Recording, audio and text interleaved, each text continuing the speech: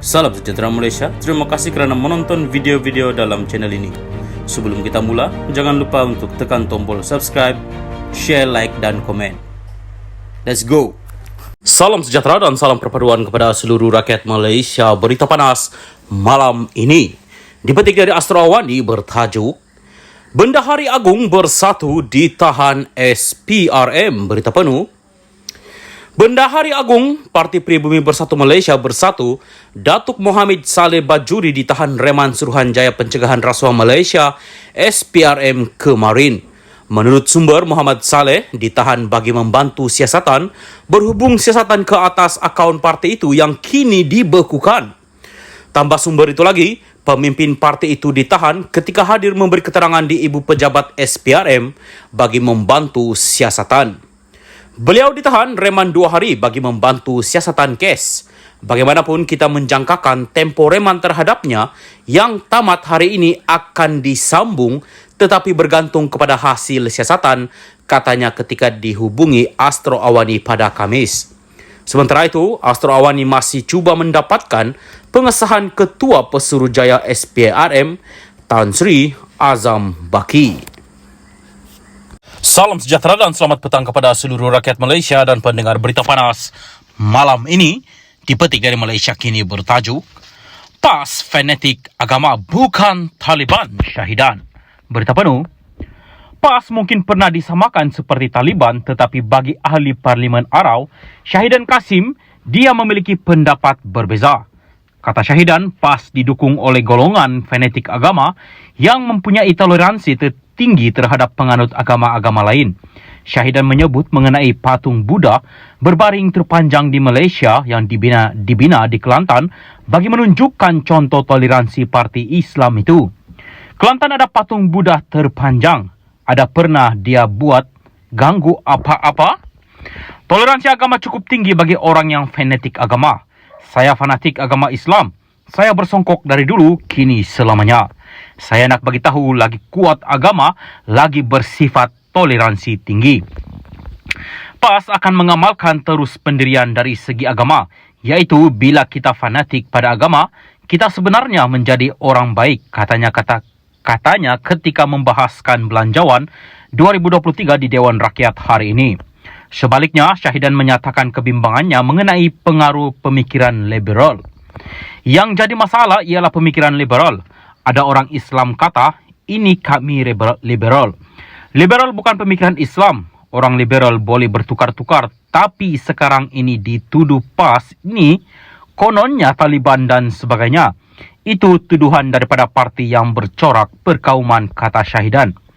Syahidan berkata dia tidak mempunyai masalah dengan parti berasaskan kaum seperti UMNO, MCA dan MIC, tetapi parti perkauman perlu diubah. Parti yang berasaskan kaum, okey, mereka boleh. Tapi parti perkauman perlu diubah. Terutama parti perkauman sudah berkawan dengan UMNO dan sebagainya, katanya. Meskipun tidak menyebut secara langsung parti yang dimaksudkan, Syahidan dipercayai merujuk kepada DAP. Syahidan merupakan bekas pemimpin UMNO. Sebelum ini, keluar daripada itu, dia menyokong kepimpinan Perdana Menteri Ismail Sabri Yaakob dan menyokong kerjasama antara UMNO dan Perikatan Nasional PN. Namun pada pilihan raya umum ke-15, dia digugurkan sebagai calon di kerusi Parlimen Arau yang disandangnya selama 5 penggal sejak 1986.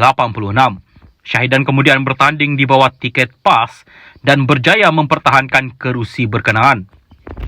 Dalam ucapannya di Parlimen hari ini, Syahidan turut membidas Menteri Dalam Negeri Saifuddin Nasution yang dikatakannya mendakwa hanya golongan muda tidak berpendidikan menyokong PN.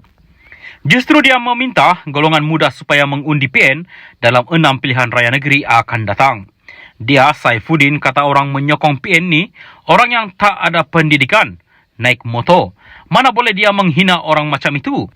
Orang yang sokong mereka PH, orang yang ada pendidikan, orang handsome. Mana boleh buat macam tu, tak baik. Tapi tak apa, orang muda, dia cakap macam tu, saya nak orang muda semua sekali sokong PN untuk Tawan Selangor, Negeri Sembilan dan Pulau Pinang, katanya. Dalam ucapannya, Syahidan turut berjanji sekiranya PN berkuasa, Gabungan itu akan memberi lebih banyak bantuan tunai kepada rakyat dan allowance kepada penjawat awam. Meskipun menyambut baik pengumuman Perdana Menteri Anwar Ibrahim untuk memberikan bonus RM700 kepada penjawat awam dan belanjawan 2023, dia menggesah jumlah itu dinaikkan kepada RM1,000 memandangkan keadaan ekonomi yang sukar bagi rakyat.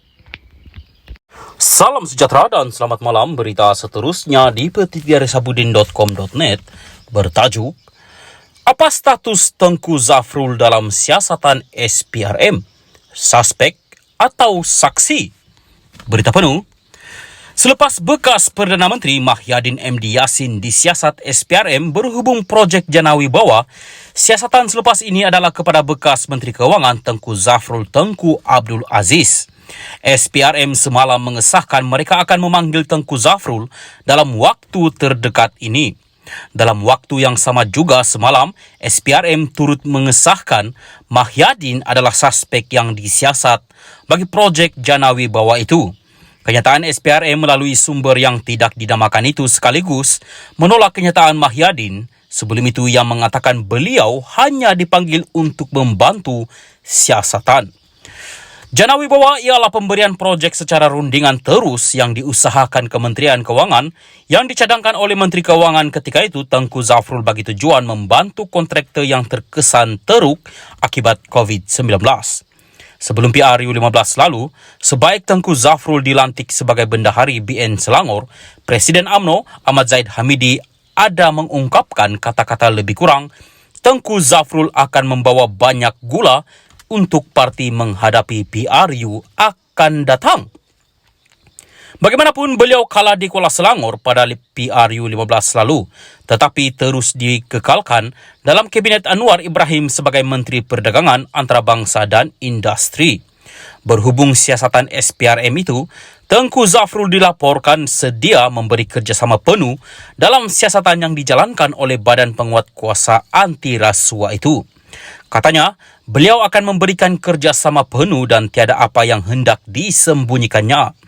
Persoalannya di sini, oleh kerana ketika era Mahyadin menjadi Perdana Menteri, Tengku Zafrul adalah Menteri Keuangan dan Jana Wibawa itu sendiri di bawah kendaliannya.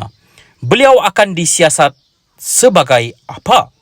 Sebagai suspek juga macam Mahyadin atau sebagai saksi untuk pendakwaan terhadap Mahyadin? Syabuddin Hussein, 20 hari bulan 2, 2023.